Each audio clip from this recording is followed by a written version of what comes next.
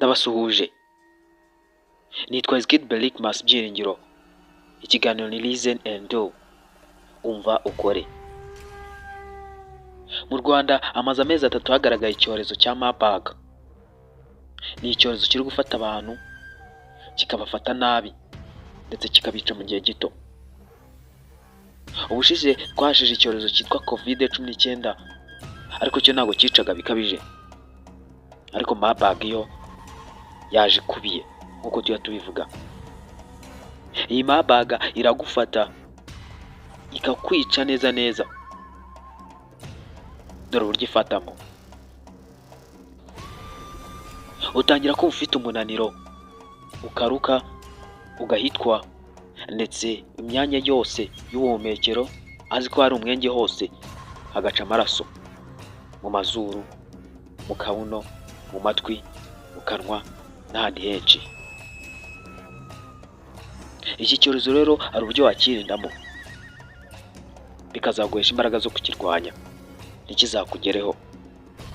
Ibyo nta bindi ugomba gukora. Irinde kujya ahantu hari abantu benshi. Karaba intoki n'amazi meza n'isabune. Usige intera ya metero hagati y'uwo muri kumwe cyangwa se uwo muri kumwe. Irinde kwambarana imyenda n'umuntu. Irinde kugera ahantu hagaragaye umuntu warwaye wanduye icyo cyorezo. Irinde gusuhuzanya ukoresheje ibiganza. Oya, ushobora kumupepera cyangwa ukamuha cyesi, ariko nayo cyesi nayo mu gitabo hagaragara ko itemewe. Reka mbashimire, mbabwire ngo mwirinde. Kwirinda biruta kwivuza. Nitwa Skid Belikmas Byiringiro. Listen and Do. Niba wumvise iki kiganiro, cyubahirize, ubahiriza amabwiriza uhabwa na leta. Irinde ingendo zitateganijwe. Ndabashimiye. Kanda subscribe niba kino kiganiro kigufashije. Share, like, comment, tujye twibanira.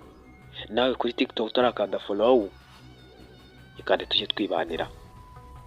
Ndabashimiye, mugire ibihe byiza.